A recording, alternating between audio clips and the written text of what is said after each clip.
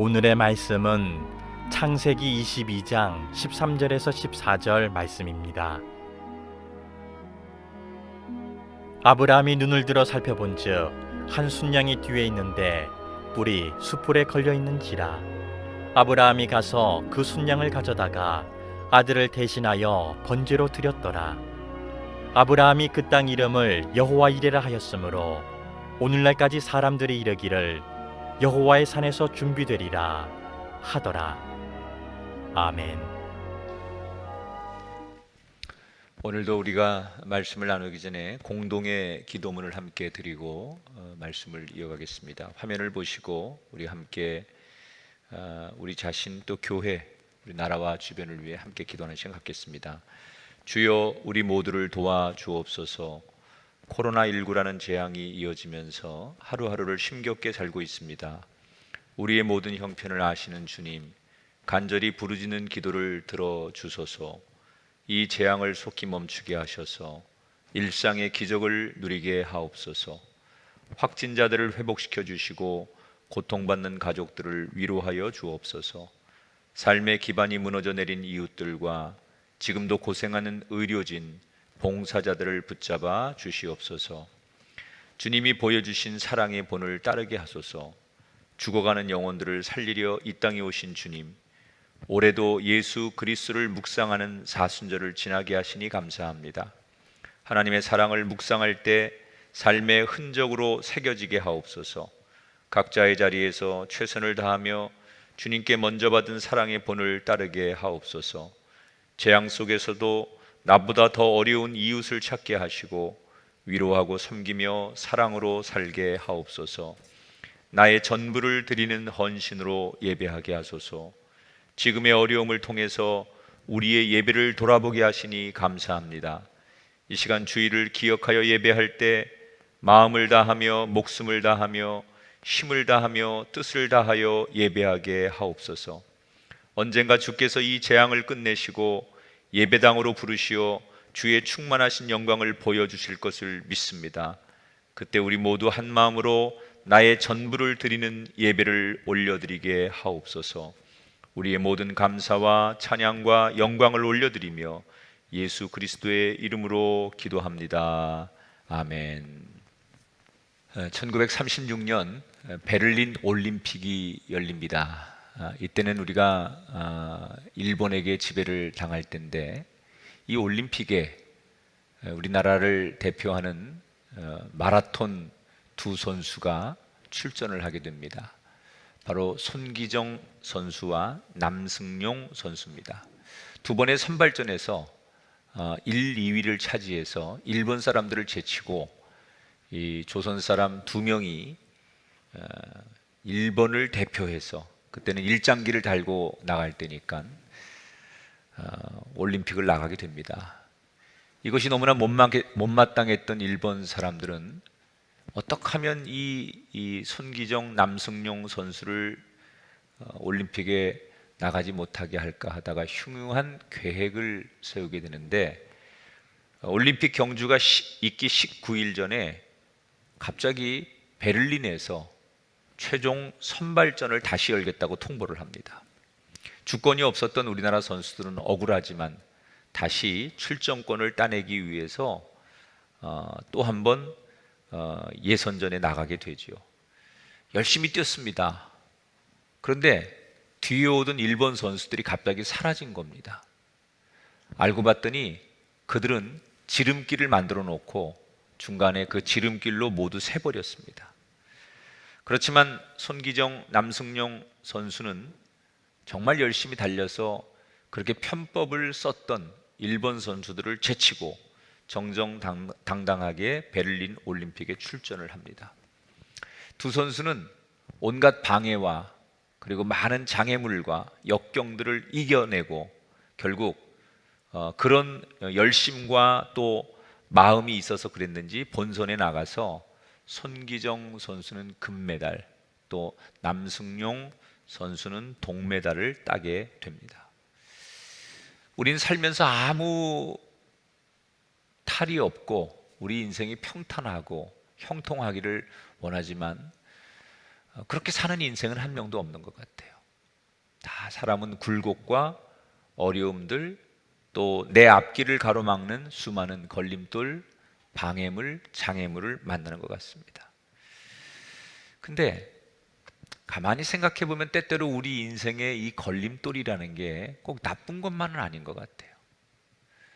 아직 어린 아이들에게는 계단이라는 게 때때로 자기가 가고 싶은 길을 가로막는 걸림돌이 되는 건 사실이지만, 똑같은 계단도 어른들에게는 더 높이 올라가기 위한 또 하나의 도약판이 되는 거예요.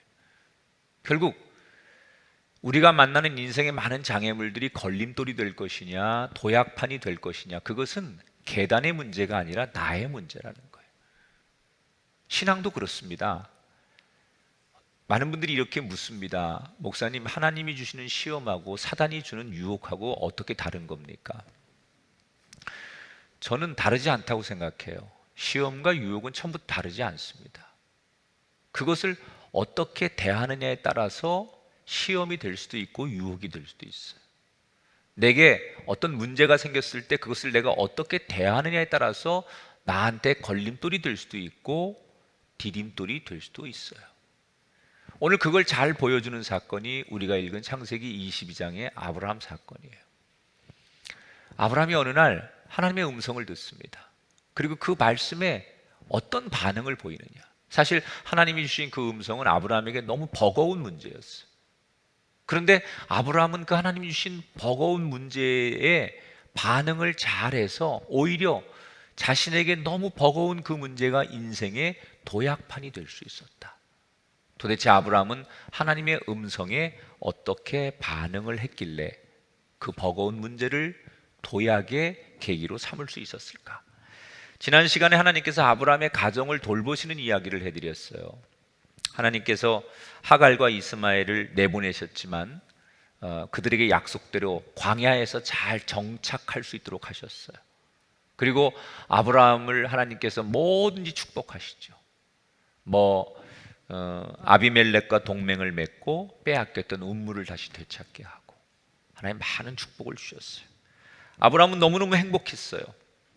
이스마엘도 자리를 잘 잡았고, 그리고 특별히 하나님이 주신 이삭은 성품이 너무 온화했고 건강하게 무럭무럭 잘 자랐어요. 물론 하나님에 대한 그 믿음도 굉장히 잘 가졌어요. 세상 말로 아브라함은 지금 죽어도 여한이 없을 만큼 너무너무 행복했습니다. 그렇게 정말 행복하게 살고 있던 어느 날 아브라함에게 아주 분명한 하나님의 음성이 들립니다. 오늘 성경 1절 2절입니다. 같이 한번 읽어보겠습니다.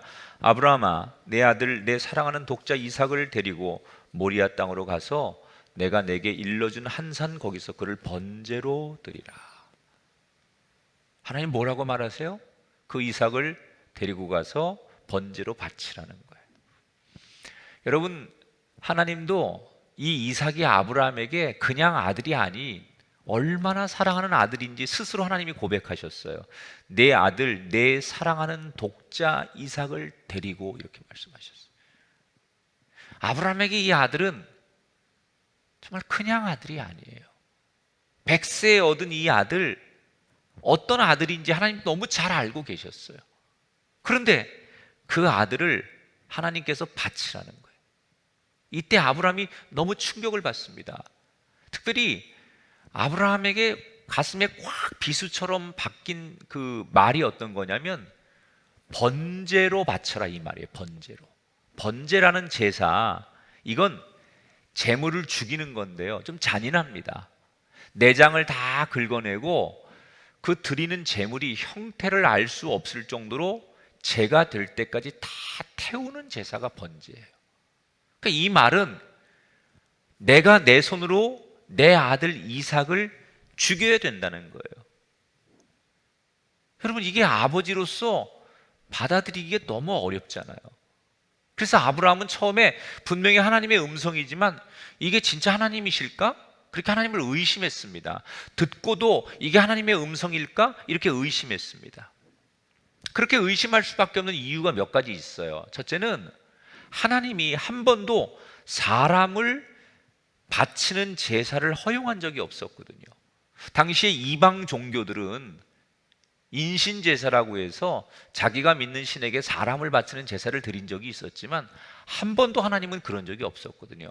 나중에 레위기에 보면 오히려 하나님은 사람을 제물로 바치는 것을 금지시키시거든요. 레위기 18장 21절에 보면 너는 결단코 자녀를 몰렉에게 주어 불로 통과하게 함으로 내 하나님 이름을 욕되게 하지 말아라. 하나님 그렇게 스스로 그런 제사는 원하지 않는다고 하셨는데 왜 이번에는 이삭을 불로 태워서 바치라고 하시는 걸까? 또 이상한 거는 사실 이 이삭은 하나님께서 직접 약속하신 아들이에요. 창세기 17장 19절에 하나님 뭐라고 약속을 하셨냐면 아들을 낳으리니 그 이름을 이삭이라고 하라. 내가 그와 내 언약을 세울 것이다. 하나님께서 이삭을 주겠다고 약속하셨어요. 그리고 그 이삭을 통해 후손들을 많이 만들 것이고 그 후손들에게 엄청난 땅을 주겠다고 약속하셨어요. 그런데 그 이삭을 죽이라는 거예요. 한 입 가지고 하나님이 두 말 하시는 걸까? 하나님이 도대체 왜 이삭을 바치라고 하는지 이유를 설명을 안 하세요. 그냥 이삭을 바치라는 거예요. 그리고 내가 이삭을 죽이면 어떻게 하시겠다는 거예요.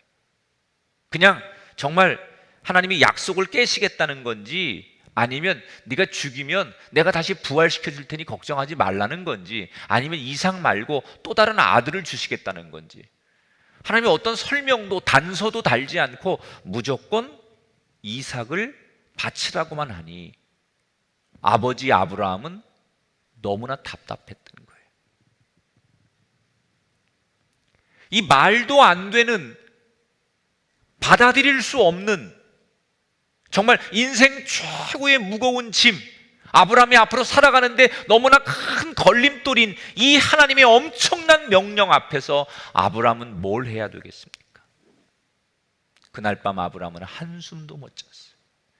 아마 아브라함이 살아온 인생 가운데 그렇게 긴 밤은 처음이었을 거예요. 수없는 생각과 수없는 갈등으로 번민하며 밤을 꼬박 셉니다.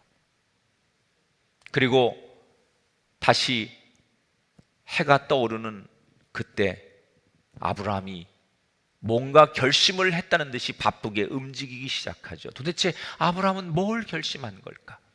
오늘 성경 3절을 같이 읽어보겠습니다. 아브라함이 아침에 일찍 일어나 나귀의 안장을 지우고 두 종과 그의 아들 이삭을 데리고 번제에 쓸 나무를 쪼개어 가지고 떠나 하나님이 자기에게 일러주신 곳으로 갔다. 아브라함은 결심한 거예요. 아침에 두 종과 이삭을 불러서 나귀에게 그 위에 나무를 싣도록 명령하고 하나님 말씀대로 번제를 준비해요. 그리고 하나님이 지시하는 모리아 산으로 떠나는 거예요. 이때 자기 아내 사라에게 말을 하지 않아요. 사라가 갑자기 물었을 거 아니에요. 당신 어디 가요? 이삭하고 오랜만에 하나님 앞에 예배하러 제사 드리러 가려고 해. 그리고는 하나님이 이렇게 이삭을 바치라는 얘기를 아내에게는 안 합니다. 분명히 아내에게 얘기하면 아내가 펄펄 뛰고 말리고 난리가 났겠죠. 그래서 하나님의 뜻에 순종하지 못할 수도 있다고 생각한 거예요. 그러니까 아브라함은 자기가 하나님 앞에 순종하는데 걸림돌이 되고 장애물이 되는 것을 스스로 제거하는 거예요. 그래서 아내에게 말하지 않고 하나님께 순종하기로 결심했기 때문에 스스로 순종의 장애물을 없애고 모리아 땅으로 출발합니다. 그런데 그 걸음이 여러분 얼마나 천근만근이었겠어요. 하나님 말씀대로 준비하고 하나님 말씀대로 출발했습니다. 자, 여러분 아브라함이 지금 순종을 하는데 다 이해가 되고 공감이 되고 하나님 말씀이 무슨 뜻인지 다 알아들어서 하는 겁니까? 아닙니다. 아브라함은 지금 하나님이 당신에게 명령하신 그 말씀을 1도 이해를 못해요. 하나도 이해를 안 해요. 왜 아브라함에게 하나님이 이런 말씀을 하셨는지, 왜 아들을 바치라고 하는지 도무지 이해할 수 없어요. 받아들일 수 없어요. 그런데 아브라함은 이해가 안 되는데 어떻게 하나님 말씀에 순종할 수 있었을까? 하나님 말씀에 순종 안 하면 하나님께서 나를 죽일까봐 그게 두려워서 그랬을까? 아니에요. 아브라함의 이 마음속에 지금 이 상황을 이해는 하지 못하지만, 무슨 일이 벌어질지 모르지만 하나님을 향하여 무한 신뢰, 절대 신뢰라는 게 있었어요. 아브라함은 지금까지 살아오면서 때로는 애굽에 내려갔다가 자기 아내를 누이라고 속이기도 하고, 가나안 땅을 떠나서 먹고 살기 위해서 내려갔다가 망신을 당하고 어려움을 당할 때가 있었어요. 수없는 위기가 있었어요. 그런데 그럴 때마다 하나님께서 자기가 생각한 것보다 자기를 더 안전하게 인도하시고, 그 하나님이 내가 계획하지 않은 것보다 더 좋은 길로 인도하시는 그 하나님을 이미 오랫동안 경험했잖아요. 그래서 자기에게 도저히 낳을 수 없는 아들도 낳게 하신 하나님, 그렇다면 그 하나님이 내가 이해할 수 없어도 지금 이 상황에서 하나님은 뭔가 내가 생각하지 못하는, 내가 이해하지 못하는 걸로 우리를 인도하실 것이다.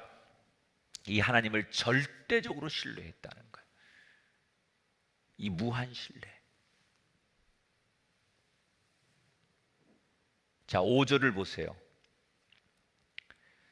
아브라함이 종들에게 이르되 너희는 나귀와 함께 여기서 기다리라. 내가 아이와 함께 저기 가서 예배하고 우리가 너희에게 돌아오리라. 3일 만에 모리아산에 도착합니다. 그리고 산 밑에 종들을 너희들은 여기 있어라라고 해요. 왜 그랬을까요? 종들을 데리고 올라가면 자기가 아들 이삭을 죽이려고 할 때, 아브라함은 노인이에요. 그럼 젊은 종들이 아니 주인님 왜 이러십니까? 그리고 양쪽에서 팔을 딱 끼어안고 꼼짝도 못하게 하면 못하는 거예요. 여러분, 아브라함이 만약에 정말 진심이 아니고 하나님 앞에 하는 척 신용만 하려고 하면 종들을 데리고 갔을 거예요. 그러면 그 상황에서 아무것도 모르는 종들은 아들을 죽이려고 하는 아브라함을 뜯어 말리고, 종들이 말리게 되면 아브라함은 아들을 못 죽일 거예요. 그러면 하나님 앞에 핑계거리가 생기는 거 아니에요? 나는 하나님 앞에 순종하고 싶었는데 상황상 내 종들이 뜯어 말리는 바람에 내가 할 수 없었습니다. 나는 순종하려고 했습니다. 하나님 앞에 얼마든지 하는 척하고 진짜는 안 순종할 수도 있었어요. 그런데 종들을 밑에 내려놨다는 얘기는 진심으로 순종하려고 한 거예요. 지금 아브라함이 만난 이 문제는 너무 버거운 문제 아닙니까? 인생에 이렇게 큰 버거운 문제를 누가 만나겠습니까? 그런데 너무나 버거운 이 문제를 아브라함은 어떻게 풀어요? 하나님을 절대로 신뢰하는 것으로 이 버거운 인생의 문제를 풀기 시작하는 거예요. 우리가 살아가다 보면 우리 성도들도 많은 버거운 문제를 만나요.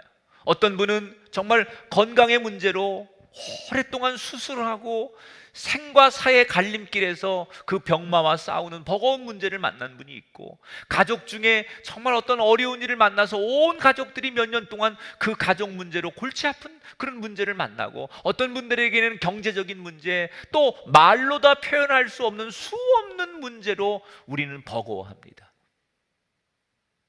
그런 인생의 많은 버거운 문제를 만날 때 하나님이 우리의 문제를 벗겨주시면 좋은데, 야속하게도 하나님은 우리가 그 버거운 문제를 어떻게 푸는지 지켜만 보고 계세요. 그 버거운 인생의 문제를 여러분 어떻게 푸시겠습니까? 그 버거운 문제를 만났을 때 어떤 사람들은 너무 힘드니까 주저앉고 하나님 앞에 나가지 못하고, 그래서 그 버거운 문제가 인생의 걸림돌이 되는 사람이 많아요. 그런데 이 아브라함처럼 그 인생의 버거운 문제가 자신에게 걸림돌이 아니라 도약판으로 만들려면 뭐가 필요할까? 우리에게도 이 아브라함이 가졌던 하나님은 나를 버리지 않으신다. 하나님은 나에게 더 좋은 것을 주기를 원하신다. 이런 하나님에 대한 절대 신뢰, 무한 신뢰가, 그것이 이 버거운 문제를 푸는 첫 단추가 될 때 우리가 만나는 모든 인생의 문제는 걸림돌이 아니라 더 하나님 앞에 온전하게 나가는 축복의 디딤돌이 될 줄 믿습니다. 신약 성경에 보면 12년 동안 혈루증을 앓는 여인이 나와요. 그녀의 인생은 눈물과 한숨의 연속이었습니다. 그런데 언제 그녀의 인생이 바뀝니까? 많은 사람들은 예수님의 옷자락을 만져서라고 그러는데 아닙니다. 사실은 그때 예수님의 옷자락을 만진 군중들이 많았어요. 예수님의 옷자락을 스친 사람들이 많았어요. 그런데 모두에게 기적이 일어나지 않고 이 여인에게만 기적이 일어납니다. 왠지 아십니까? 그녀가 예수님의 옷자락을 만지기 전에 했던 고백이 있어요. 마가복음 5장 28절에 이렇게 그녀가 고백하죠. 내가 그의 옷에만 손을 대어도 구원을 받으리라 생각함일러라. 그녀의 믿음은 뭐예요? 예수님을 절대 신뢰하는 거예요. 내가 아무리 버겁고 내 인생에 슬픔과 절망을 주는 문제를 만났을지라도 내가 예수님의 옷자락만 만져도 나을 것이다. 내가 예수님의 눈과 마주치기만 해도 나을 것이다. 예수님이 내 이름을 불러주시기만 해도 나을 것이다. 내가 예수님 앞에 나아가기만 하면 해결될 것이다. 예수님을 향한 절대 신뢰가 그녀가 가지고 있는 인생의 버거운 문제가 걸림돌이 아닌 인생의 도약판이 될 수 있었다는 거예요. 그리고 보면 하나님은 우리가 미워서 어렵고 버거운 문제를 주시는 게 아니에요. 오히려 더 좋은 것을 주시기 원하셔서 여러분의 인생의 가정에 때때로 환난과 시험과 버거운 문제를 주시는 거예요. 그때 나는 하나님을 신뢰합니다. 나는 하나님을 의지합니다. 예수님께서 우리에게 하신 말씀 마태복음 7장 7절 11절 구하라 찾으라 두드리라 하늘에 계신 너희 아버지께서 구하는 자에게 좋은 것으로 주시지 않겠느냐. 이게 하나님에 대한 절대 신뢰예요. 구하고 찾고 두드리십시오. 가장 좋은 것을 공급해 주시는 아버지, 그 하나님 아버지를 신뢰하실 때 저와 여러분의 인생이 독수리 날개쳐 오름 같은 인생으로 날아오르게 될 줄 믿습니다. 아브라함이 살던 부엘세바에서 모리아까지 3일을 걸쳐서 도착을 합니다. 두 종과 나귀를 산 밑에 기다리게 하고 아브라함은 이삭에게 나귀가 지었던 장작 나무를 메고 자기는 불과 칼을 들고 이삭과 산 위에 오릅니다. 이 본문에 등장하는 모리아 땅이라고 부르는 것은 예루살렘의 성전산을 말하는 거예요. 산에 가면 성전산에 나무들이 많이 있습니다. 그러면 산에서 나무를 구해서 그 나무로 제사를 드리면 되는데 왜 굳이 아브라함은 집에서부터 나무를 준비해 가지고 그걸 나귀에게 실어 가지고 지금은 아브라함에게 그걸 지게 해서 오르게 하는 걸까? 예배 본질을 가리키는 거예요. 예배는요, 준비된 예배가 예배인 거예요. 미리미리 준비돼야만 그게 예배인 거예요. 그냥 내가 오늘 주일이 되었고 어쩌다 여기 나와 앉아 있으니까 난 예배를 드린다. 미안하지만 그건 예배가 아니에요. 내가 이 주일을 일주일 동안 준비하는 거예요. 마치 제가 여러분에게 하나님의 말씀을 전하기 위해서 성경 가지고 묵상하고 이 원고를 만들고 이 설교에 대한 여러 가지를 준비하는 거예요. 찬양대가 그렇게 하는 거예요. 모두가 그렇게 준비하는 거예요. 여러분 예배자가 그런 마음으로 일주일을 준비하는 거예요. 그래서 내가 이 주일날 하나님 앞에 나와 예배할 때 준비된 예배를 드리는 게 하나님 앞에 연락되는 예배인 거예요. 그냥 오늘 맞닥뜨리고 시간이 되니까 나오고 환경이 되니까 나와서 드리는 예배는 예배일 수 없다는 거예요. 아브라함과 이삭이 모리아산의 제단에 올라가고 있었어요. 근데 이삭이 아버지하고 오랜만에 이렇게 둘이 나오니까 너무 좋았던지 천진난만한 목소리로 아버지에게 이렇게 묻는 거예요. 아빠, 아빠하고 이렇게 나오니까 너무 좋아. 근데 아니, 제사에 쓸 나무도 뭐 불도 칼도 다 준비됐는데 아니, 재물은 어디 있어요? 뭐 양이라든지 뭐가 있어야 되는데 왜 오늘은 재물이 없어요? 그리고 너무나 천진난만한 목소리로 아버지에게 묻는 거예요. 이 질문을 받고 아브라함은 가슴이 턱하니 막힙니다. 생각지 않은 이 아들의 질문에 아브라함은 눈물이 차오릅니다. 그리고 꾹 참고 눈물을 보이지 않으려고 하면서 정말 힘겹게 아들에게 한마디를 뱉어요. 그런데 이게 너무나 명언이에요, 명언. 22장 8절 아브라함이 이렇게 말해요. 하나님이 자기를 위하여 친히 준비하시리라. 여러분, 이 말은 아브라함이 지금 하나님을 변호하는 거예요. 지금 아브라함이 아들 앞에서 하나님을 변론해 주는 거예요.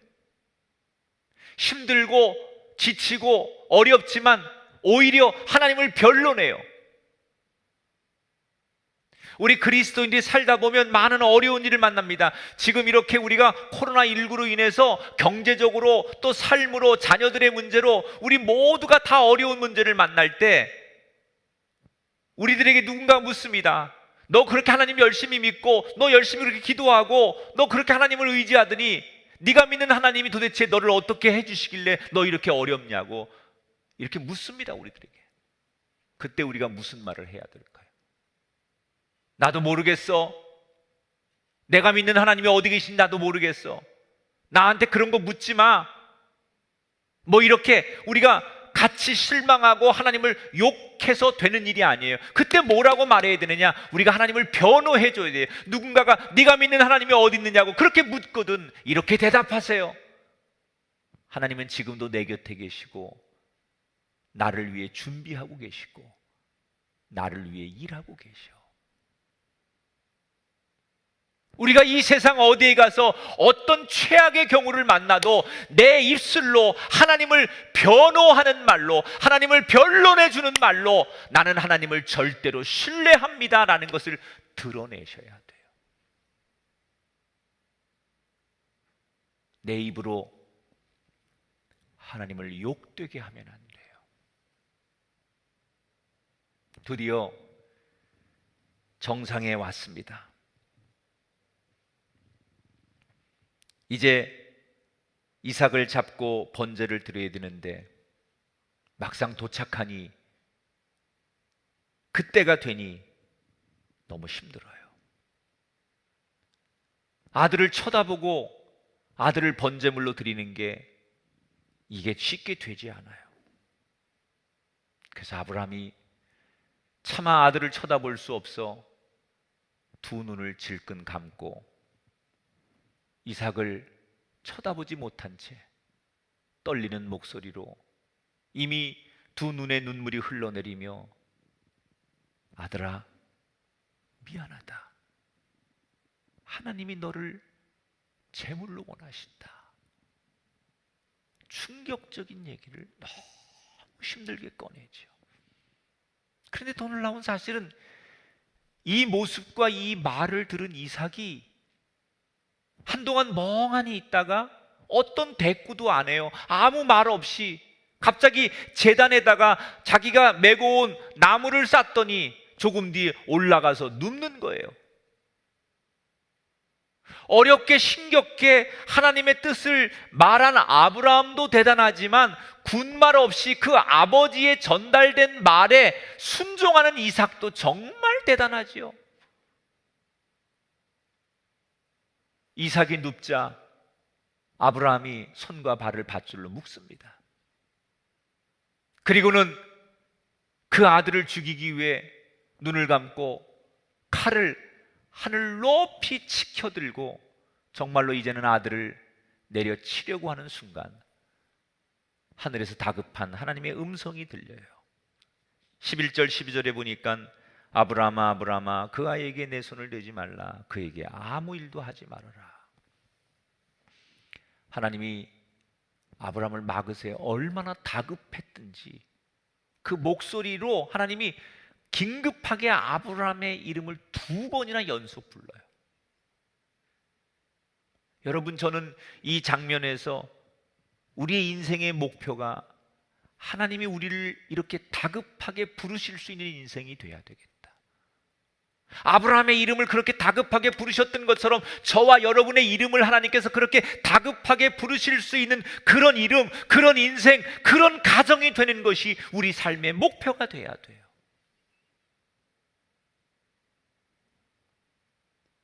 다급하게 아브라함의 이름을 부르시고 12절에 하나님 이렇게 말씀하세요. 내가 내 아들 내 독자까지도 내가 아끼지 아니하였으니 내가 이제야 내가 하나님을 경외하는 줄을 아노라. 여기서 경외함이라는 단어가 처음 등장해요, 성경에. 하나님이 네가 나를 경외했으므로 내가 너무 감동했다, 그 말이에요. 그럼 이 경외함이라는 게 뭘까? 경외함이라는 것은 하나님을 위해서 전부를 내려놓는 걸 말하는 거예요. 하나님의 말씀에 죽은 자처럼 순종하는 것을 말하는 거예요. 여러분, 우리가 입술로 찬송한다고 하나님을 경외하는 게 아니에요. 나는 오늘도 주님을 찬송하고 주님을 경외합니다, 그래서 경외하는 게 아니에요. 정말 내 삶에서 하나님 앞에, 그 말씀 앞에 죽은 자처럼 모든 걸 내려놓고 순종하는 그 순간 하나님은 네가 나를 경외하는 줄 안다라고 말씀하시는 거예요. 우리는 정말 하나님을 경외하고 있습니까? 여러분, 예수 믿은 지 몇 년이십니까? 여러분, 몇 대째 예수 믿고 계십니까? 근데 여러분 정말 한 번이라도 진심으로 하나님이 인정하는 경외의 삶을 살고 계십니까? 경외함은 그 말씀 앞에 나를 죽은 자처럼 내려놓을 수 있는 것을 경외한다고 하는 거예요. 모리아 산에서 이 아름다운 광경은 먼 훗날 갈보리 산에서 똑같은 장면을 인류가 목격하게 돼요. 아버지 아브라함이 아들 이삭을 죽여야 하는 그때의 그 모습을 하나님은 하나밖에 없는 독생자 예수 그리스도를 십자가에 못 박게 하시는 모습으로 이 구약의 모리아 사건은 신약의 인류를 위한 갈보리 사건으로 다시 나타나게 돼요.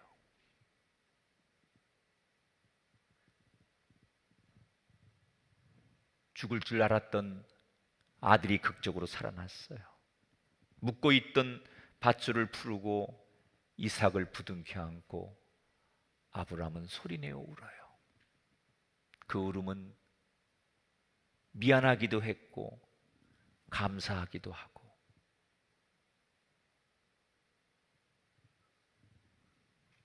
바로 그 순간 아들을 부둥켜 안고 서로 울고 있는데 저쪽에서 수풀에서 걸려서 오도 가지도 못하는 어린 순양이 발버둥 치는 것이 발견돼요. 그래서 두 사람이 그 순양을 잡아서 하나님 앞에 번제를 드리는 것으로 오늘의 이야기가 끝나요. 그런데 오늘 성경에 보면 그것을 뭐라고 불러요? 하나님이 그 숫양을 준비해서 거기서 드린 그 제사를 드린 그 장소를 여호와 이레라고 불렀어요. 하나님이 모든 것을 준비해 놓으셨다. 여러분, 이 말씀은 오늘 각자의 자리에서 예배하는 여러분에게 주시는 하나님의 음성이에요. 내가 너를 위해 준비해 놓으라. 너의 가정을 위해, 너의 인생을 위해, 너의 노년을 위해 내가 여호와 이레 준비해 놓으라. 지금 병상에서 생과 사의 갈림길에서 지금도 병마와 싸우고 계신 우리 성도들 계십니까? 이 말씀에 아멘 하십시오. 하나님께서 여러분을 위해, 당신을 위해 여호와 이레의 건강을 준비해 놓으셨습니다. 마음의 상처와 고통으로 흐느끼고 있는 성도가 계십니까? 하나님께서 여러분의 상처 뒤에 회복을 준비해 놓고 계십니다. 갈등과 좌절로 오늘도 불안하고 염려하시는 성도와 가정이 계십니까? 여러분에게 하나님께서 평안을 준비하고 계십니까? 지금 이 코로나19로 인해서 경제가 무너지고 삶의 자리가 무너지고 그리고 물질 때문에 어려운 분이 계십니까? 그 가난함 앞에 하나님께서 여러분에게 부유함, 물질의 축복을 예비하고 계십니다. 여호와 이레 하나님, 그 하나님이 아브라함에게만 하나님이 아니라 오늘 이 땅을 살아가고 있는 저와 여러분에게도 나의 하나님이십니다. 여호와 이레의 하나님. 오늘 이야기를 정리해 보면 하나님께서 아브라함에게 이삭을 바치라고 명령했고 아브라함은 두 가지 중에 하나를 선택하면 돼요. 그 말씀에 순종할 것이냐 아니면 세상 길로 도망갈 것이냐.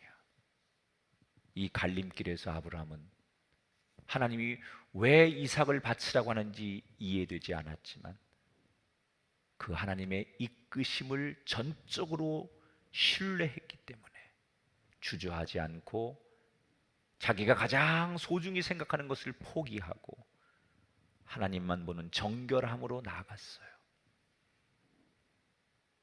그랬더니 하나님께서 어떻게 해주셨어요? 이삭도 살려주시고 약속대로 그의 자손들에게 많은 축복을 주셨어요. 그리고 제일 중요한 게 뭔지 아십니까? 창세기에 보면 오늘 이 사건 이후에 하나님께서 더 이상 아브라함에게 나타나시는 장면이 없어요.